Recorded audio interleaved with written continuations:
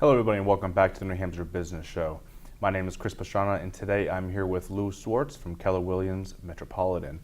Thank you for joining me on the show again, Lou. Thank you for having me, Chris. It's a pleasure to be here. Good. So let's talk a little bit about real estate because you're a realtor. Absolutely. In Keller Williams. So for those of you who haven't seen the last interview you and I did, let's do a really quick history of who you are. Who I am. All right. I am a veteran, Army veteran of probably 20 years. Served at Operation Desert Storm and Operation Iraqi Freedom as a combat engineer officer. I'm also a former executive at Fidelity Investments and director at Liberty Mutual Insurance in the technology world.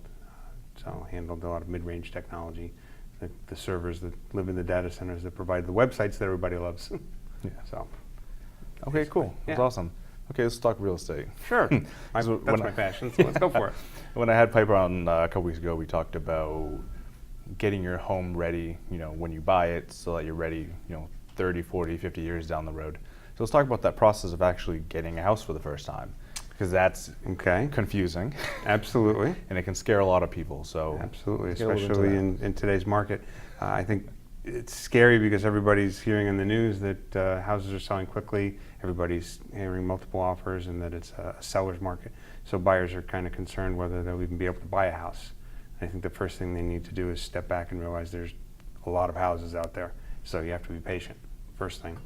I think the most important thing is to figure out what it is you want. What are your needs?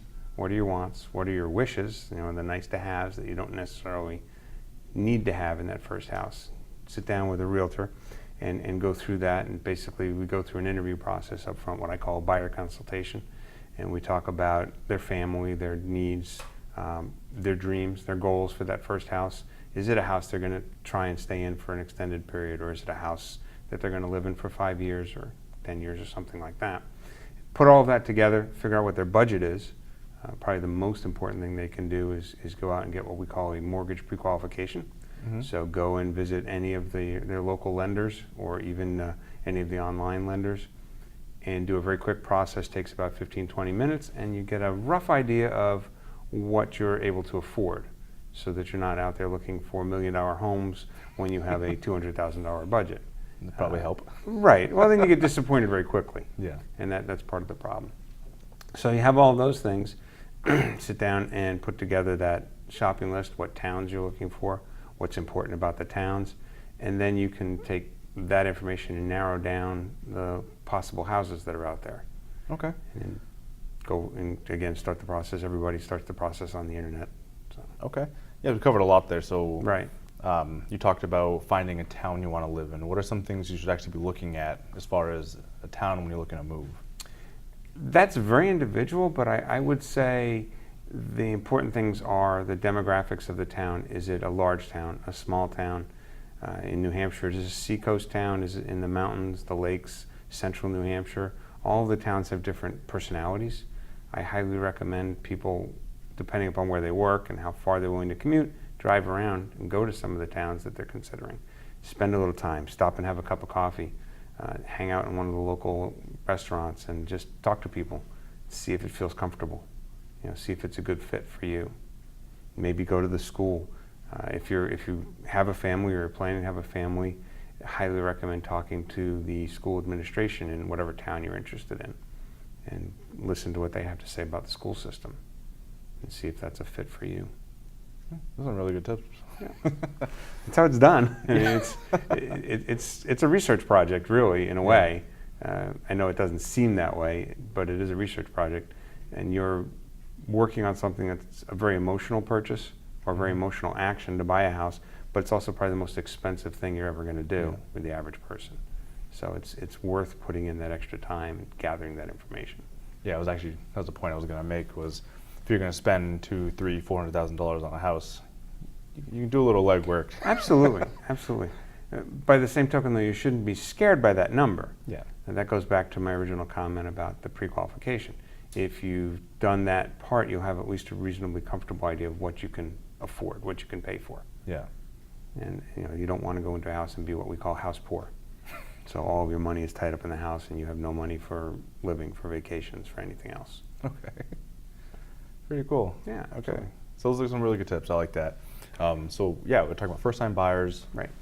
there's any difference between first-time buyer and maybe they've owned 2-3 homes? Do you think there's a difference between what those people should be looking for? I know it's kind of a weird question. That's not a weird question at all. I don't think there's necessarily a difference. I think that they come in with different preconceived notions. Mhm.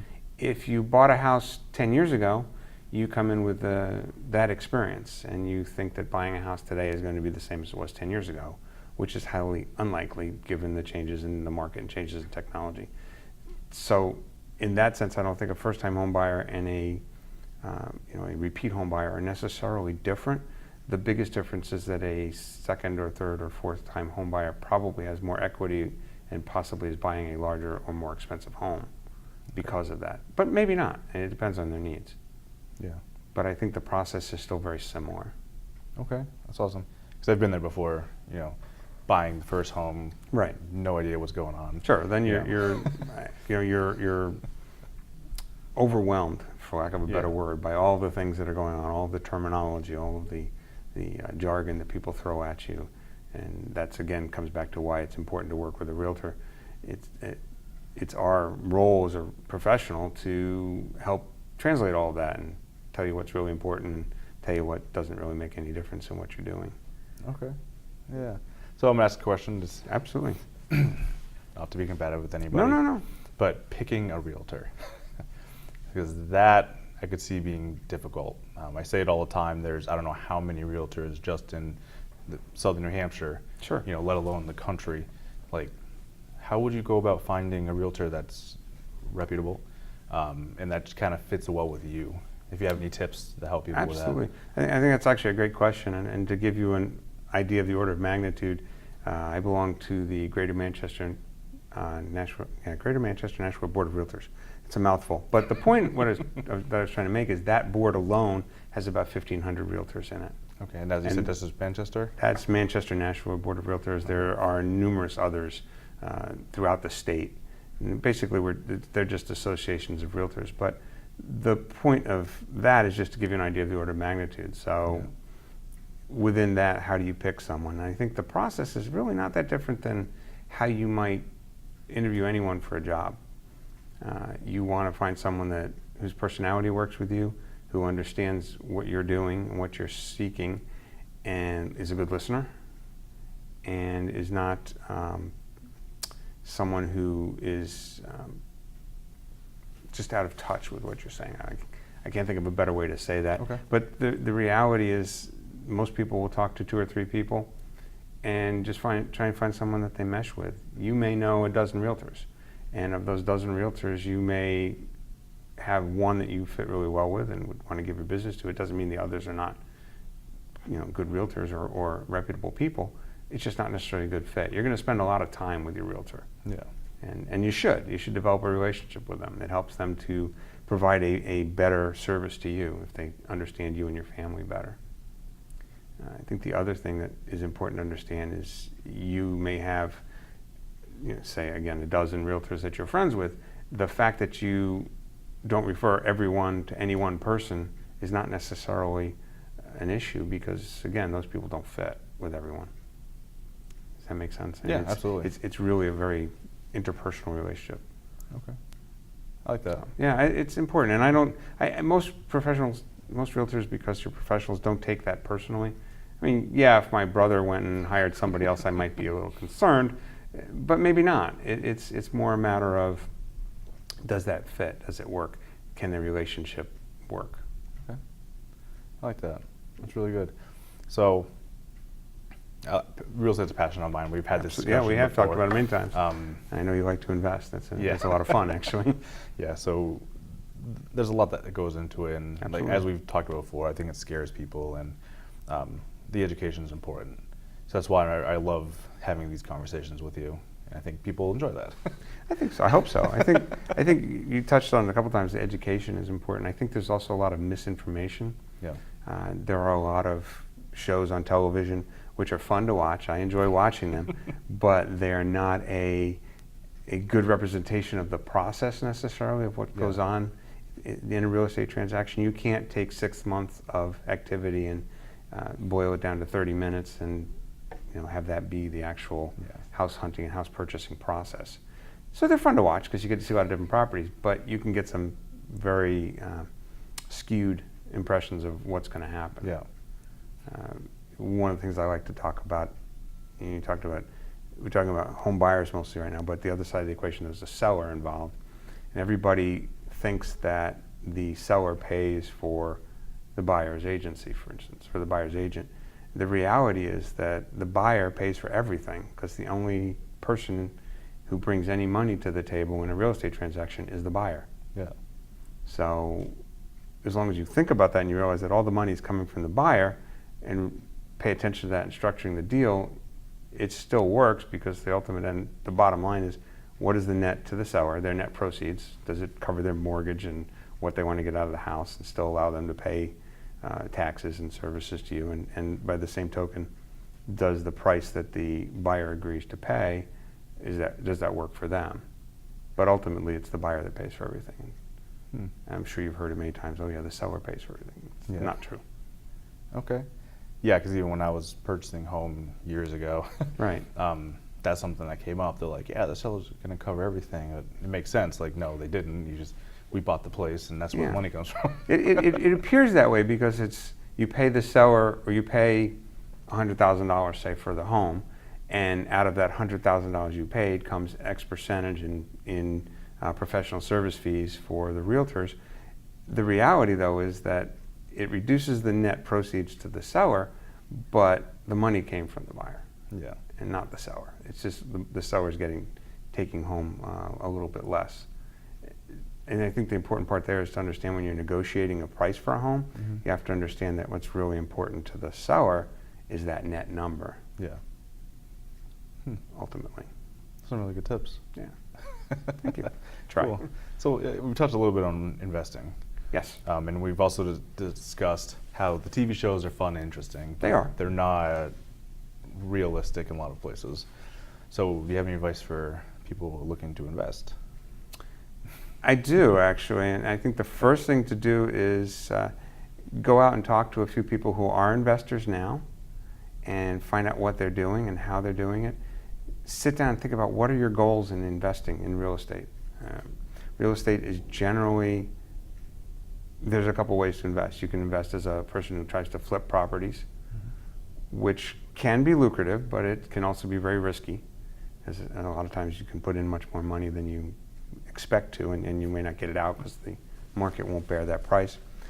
The other side of investing is investing for the long term. People who buy rental properties or buy properties with the plan of them appreciating over years and build a portfolio that way. And I think the important thing to realize beyond getting education about what investing really is that unlike investing in other commodities or other instruments, real estate always has an asset. There's always a physical asset, and that it always has some value. So it may go down in value, but it rarely goes to zero. Yeah. So it's just something to think about as you're buying a property. And the other thing is to put together a team before you invest. So a realtor, a financial planner, or an accountant, attorneys, et cetera, contractors. Have your team in place before you start so that you're not scrambling when you actually put that money on the line. Okay. Yeah, I like that. Those are some really good tips on kind of getting started. Yeah. Because I know that can be confusing as well as, Very much so. how do you even get started with everything? And I know that's how I felt back before I owned a bunch of properties and Right. stuff. And having a team with just that accumulated knowledge can be really helpful. Yeah, I think it's important to realize you can't be the expert in everything. Yeah. A realtor is not the expert in everything. But what I do is I bring a team. So I have people like Piper that you mentioned earlier, who's a designer, attorneys, contractors, inspectors, plumbers, whatever it may be, that are required to make the deal work and to allow you to live in your house and maintain it over time. So I bring all those people to bear, but by no means am I the expert in all those fields. I'm the expert in the real estate, but not the other things. Okay. Awesome. Yeah. Let's see. So yeah, we're getting to the end there. Okay. What was I going to say? How can people get a hold of you? A couple of ways. Email is always a good one. It's Schwartz at kw.com. Okay. Or you can call me, cell phone works great, 603-315-0157. You can also call the KW Metro office. They'll always answer and direct the call directly to me. And as always, you can always stop by the office too. We love walk-ins. Okay, awesome. So I'm going to throw you on the spot here. I haven't done this yet on the show. Some books people should read if they want to look at real estate. Oh, books that you want to read. I think it depends on whether you want to invest in real estate or become a realtor, but there are a couple of books actually that Gary Keller has written. One is called the Millionaire Real Estate Agent. We call it the Red Book, but it talks about everything you need to do to become a realtor. But by the same token, if you're buying a home, it's kind of interesting to understand what realtors are doing behind the scenes. The other one is, and I'm sorry, you did put me on the spot. I can't think of the exact title, but it's another book by Gary that focuses specifically on investing. Okay. But there are a number of good books out there that you can look at. And, I don't think there are. I'm trying to think of others that come to my mind. There's actually another one that's very interesting. You talk about markets always changing. It's called Shift. Okay. And it's also by Gary Keller, and I can't remember the co-author. But the interesting thing about it is it talks about the fact that no matter what the market is doing, there's always a market, and there are always transactions going on and money to be made in that market. It's just a matter of understanding that the market is always changing. Okay. So it's kind of an interesting book to read. Okay, awesome. So thank you for being on the show with me today. My pleasure. Okay, and if anyone else, if you'd like more from the New Hampshire Business Show, please come to www.newhampshirebusinessshow.com. I'd love to have you. And until next time,